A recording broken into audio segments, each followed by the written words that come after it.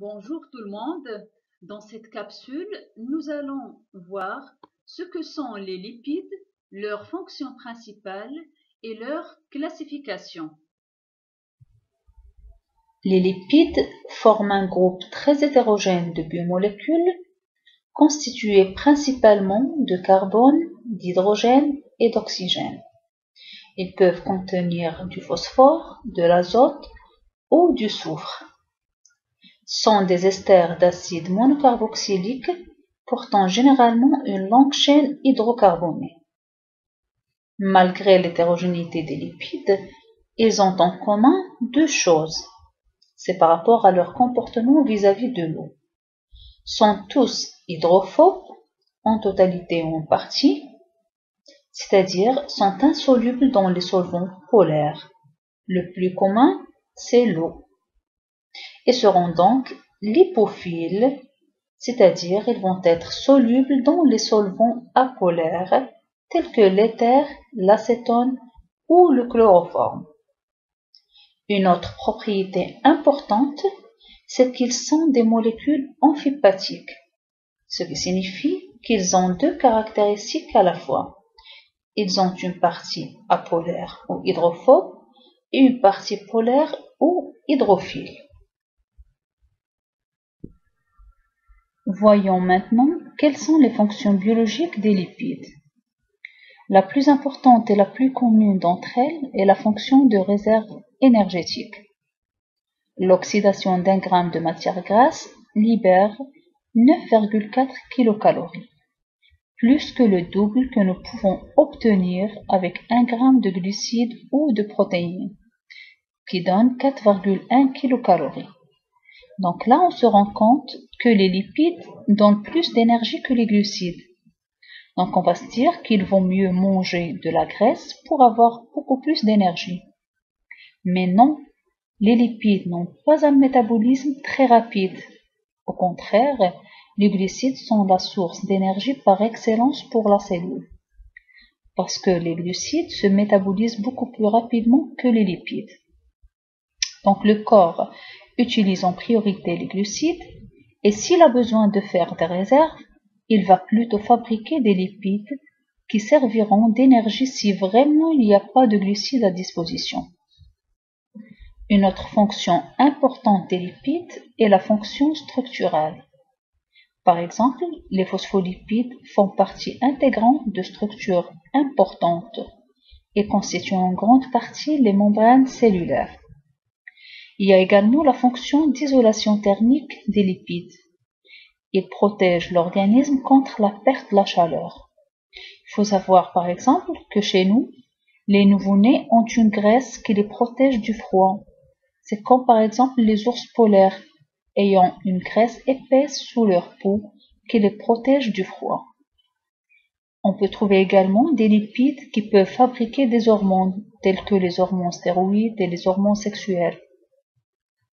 S'ajoute à ceci la fonction d'isolation électrique.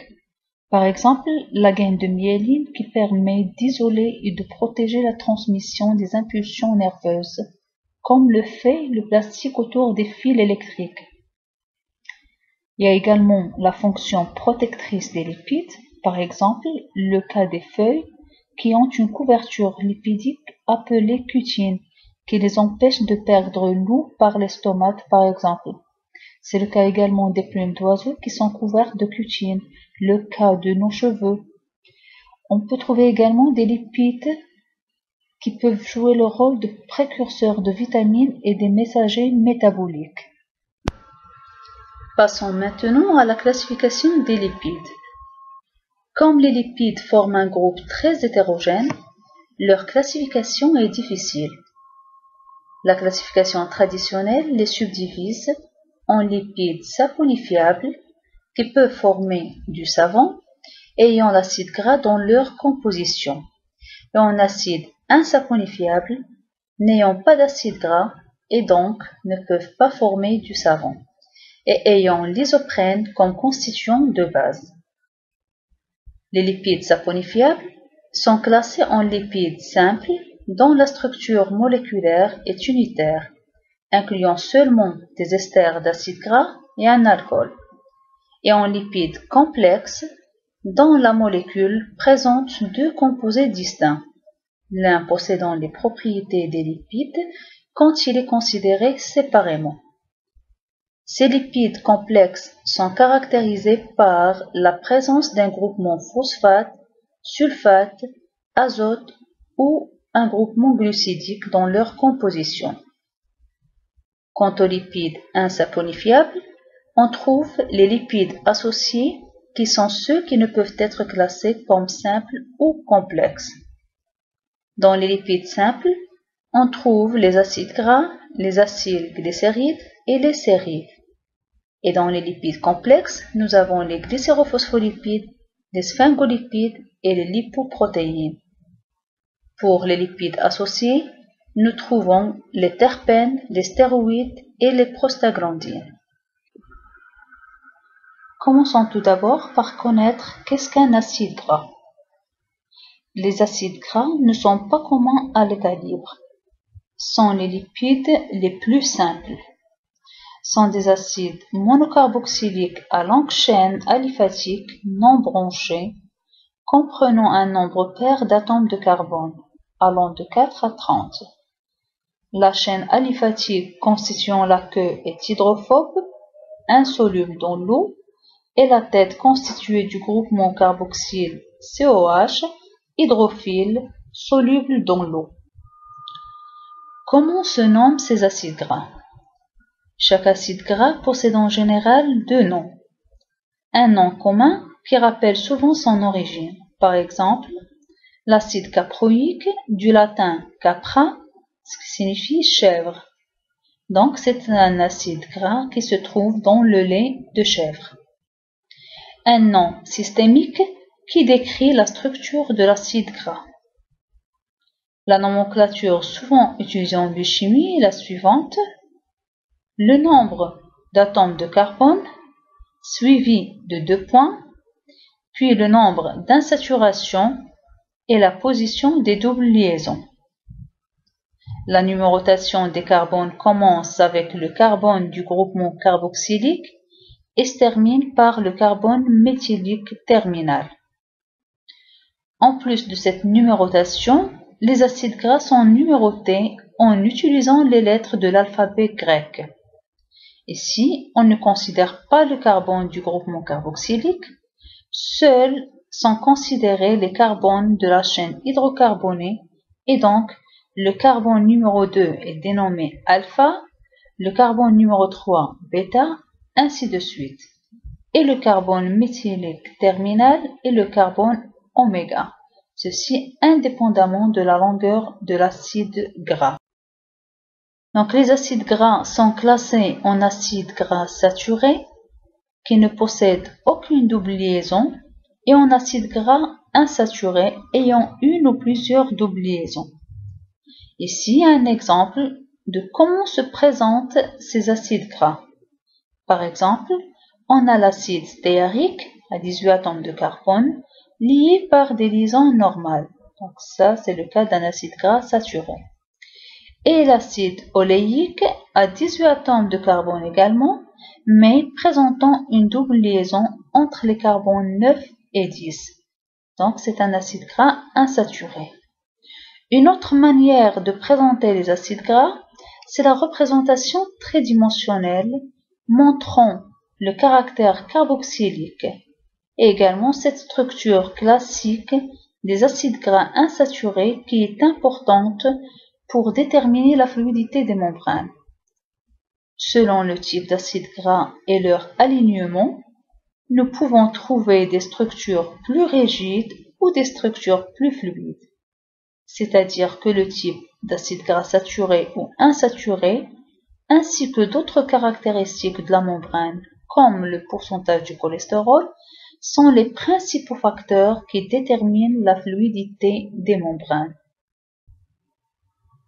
Les acides gras saturés ont pour caractéristique de structure de n'avoir aucune double liaison et donc ont un comportement solide à température ambiante. Plus ils ont un rôle de stockage de l'énergie et de la structuration de la membrane cellulaire. Ce qui permet ainsi l'établissement des zones rigides dans les membranes qui sont nécessaires aux activités des enzymes. Ces graisses proviennent du règne animal, sauf l'huile de noix de coco et de palme. Leur consommation est associée à une augmentation du cholestérol dans le sang et l'apparition de maladies cardiovasculaires. Les acides gras monoinsaturés possèdent une double liaison unique et tendent à être mous à température ambiante. Et ce sont des constituants des lipides de réserve. L'acide oléique possède une double liaison et se trouve dans l'huile d'olive. Les sources alimentaires de ces acides gras monoinsaturés sont les margarines et beurres partiellement hydrogénés.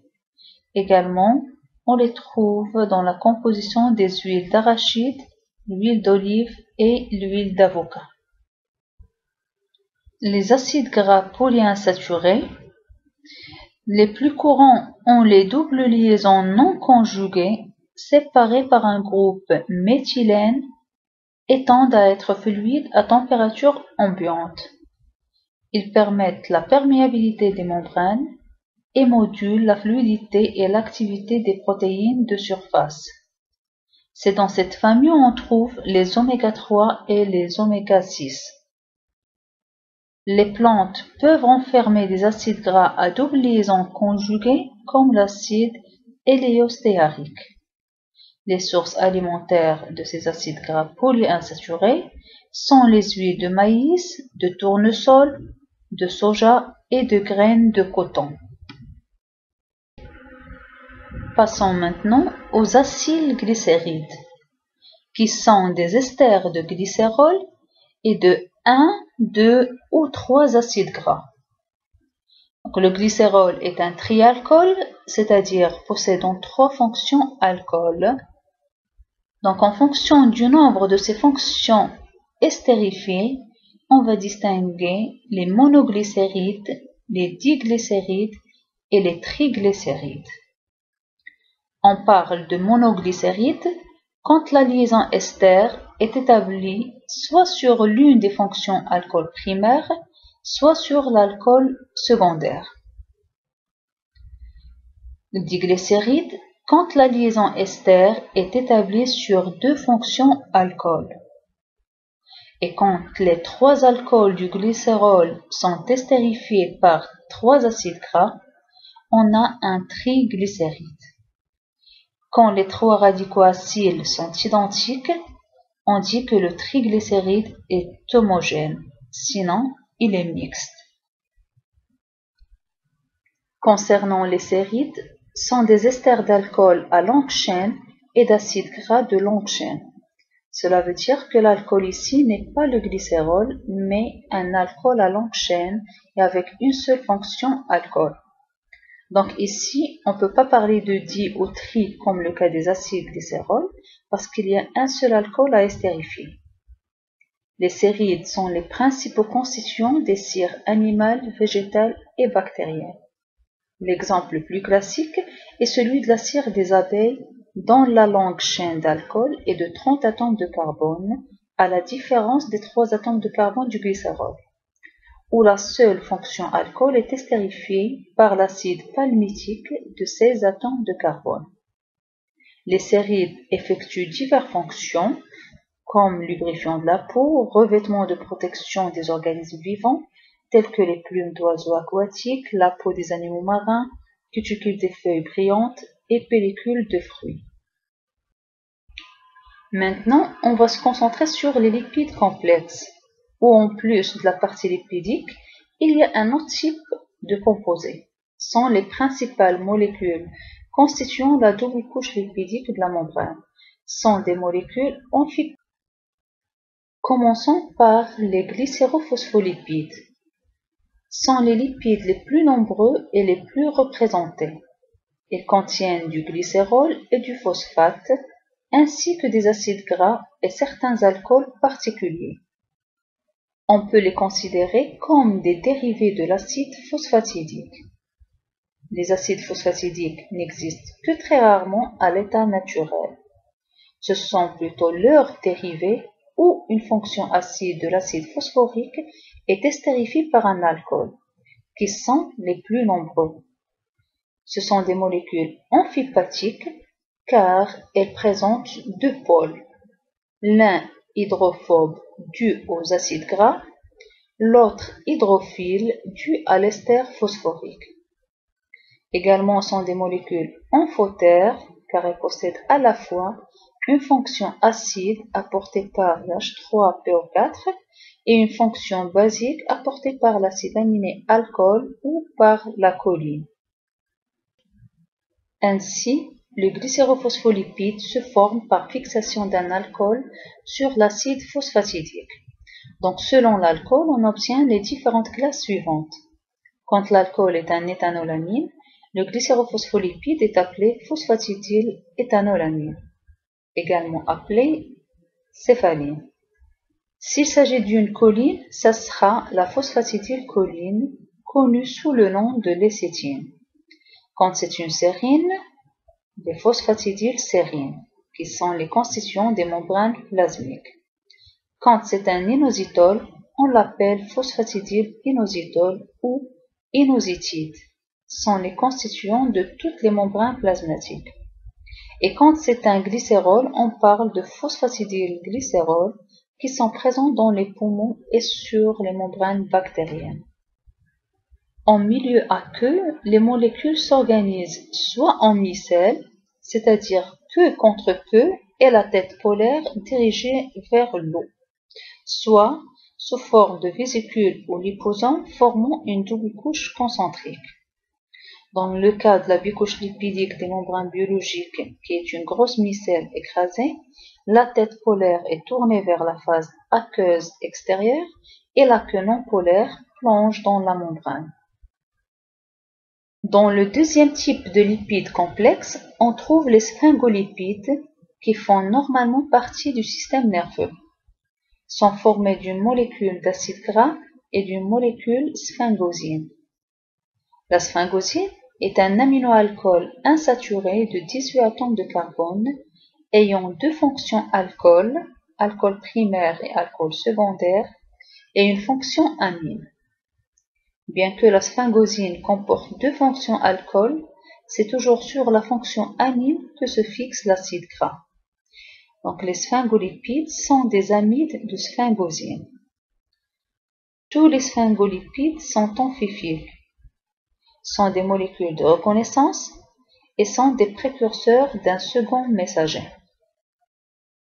Le plus simple des sphingolipides est le céramide, constitué d'un acide gras à longue chaîne et de la sphingosine. À partir du céramide se forment les différents types de sphingolipides. Quand le céramide est lié à une phosphorylcholine, ça s'appelle sphingomyéline, qu'on trouve dans le système nerveux et surtout dans la gaine de myéline qui couvre les axones de neurones. Quand le céramide se lie à un glucide, on les appelle glucosphingolipides. S'il s'agit d'un monosaccharide, on parle de cérébroside. Si c'est un oligosaccharide, on parle de gangliosides, qui sont abondants dans les ganglions, d'où leur nom. Ces gangliosides sont présents sur la face externe de la membrane plasmique, jouant le rôle de récepteurs. Ils sont spécifiques, donc reconnus par des protéines telles que les toxines bactériennes et lectines. Exemple de gangliosides, les antigènes des groupes sanguins. Le troisième type de lipides complexes, les lipoprotéines, qui sont des associations de lipides et de protéines, dont le but est de transporter les lipides à travers les milieux aqueux tels que le sang. Les lipoprotéines sont constituées de triglycérides, de phospholipides, de cholestérol, des esters de cholestérol et d'apolipoprotéines. Ces derniers, en plus de favoriser la dissolution et le transport de ces lipides, ils servent pour l'union aux récepteurs des membranes cellulaires.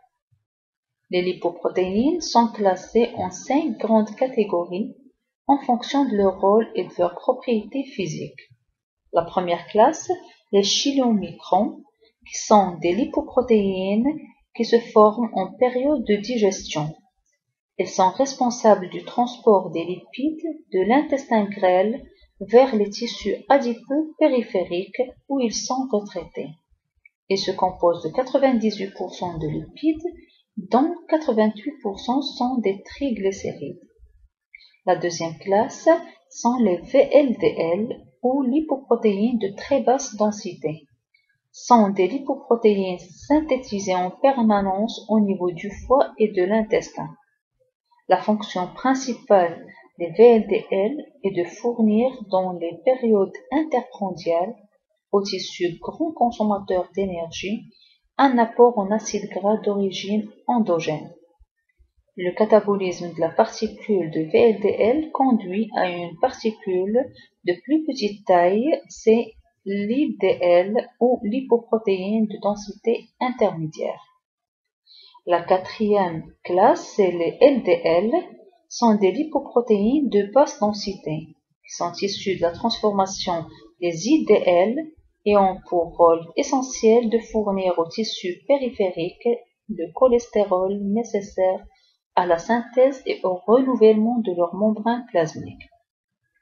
La dernière classe, les HDL, sont les lipoprotéines de haute densité, sont les plus petites et les plus denses des lipoprotéines du plasma.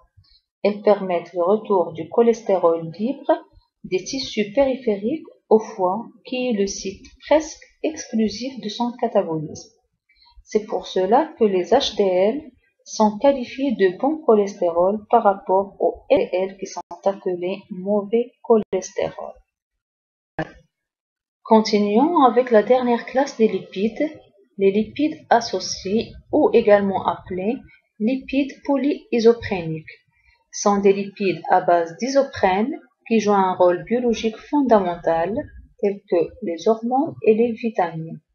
Ces lipides sont aussi appelés lipides insaponifiables par opposition aux lipides étudiés précédemment qui sont dits saponifiables en raison de la présence d'acides gras. L'isoprène est le précurseur commun de ces lipides. Il s'agit d'un hydrocarbure de 5 atomes de carbone, ce qui lui confère le caractère d'hydrophobe. L'isoprène est synthétisé à partir de l'acétyl-CoA par condensation. Les plus importants de ces lipides polyisopréniques, on cite les terpènes, les stéroïdes et les prostaglandines. Dans le premier groupe, nous avons les terpènes, qui sont des hydrocarbures résultant de la combinaison de plusieurs unités isoprènes, formant des molécules linéaires ou circulaires. Les terpènes ont une odeur et un goût caractéristiques généralement.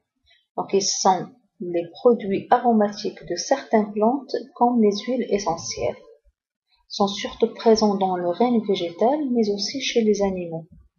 Peuvent être classés selon leur nombre d'unités d'isoprène. On trouve les monoterpènes constitués de 2 unités isoprènes, c'est le cas des huiles essentielles telles que le menthol, le limon, le camphre. Les diterpènes constitués de 4 isoprènes, précurseurs des vitamines A, E et K.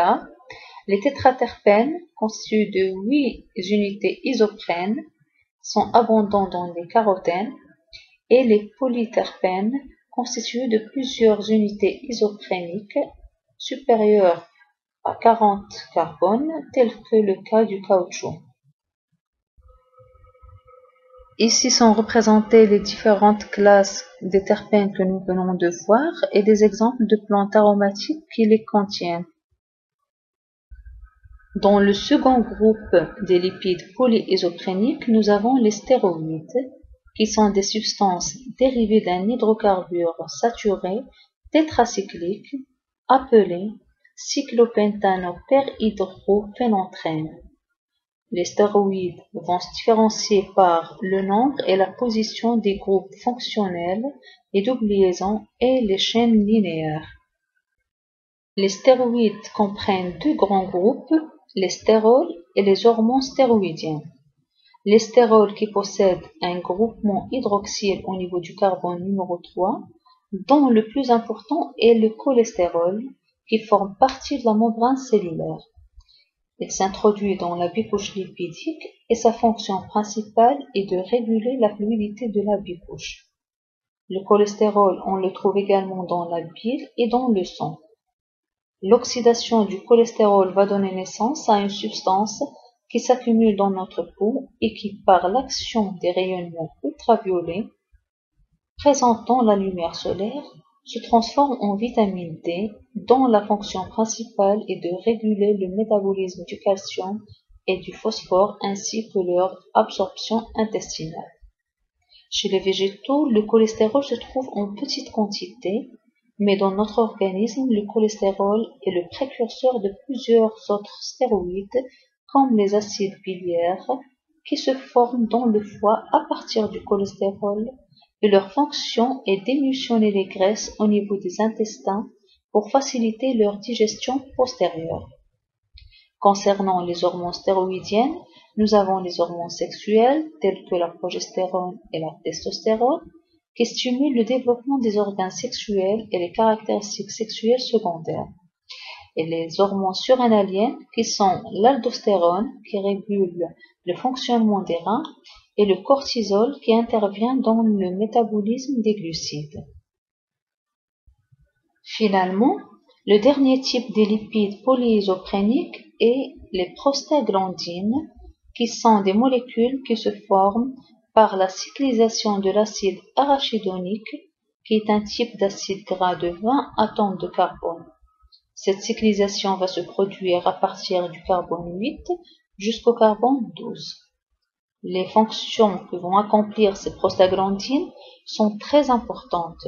Ils agissent comme régulateurs hormonaux de différents phénomènes physiologiques. En plus, ils ont une implication directe dans la réponse inflammatoire, stimulant les terminaisons nerveuses de la douleur. Ainsi, quand on prend l'aspirine, elle va agir sur l'inhibition de la synthèse des divers prostaglandines dans les différents organes et par conséquent, l'aspirine va diminuer la douleur. Donc, elle va agir comme un analgésique.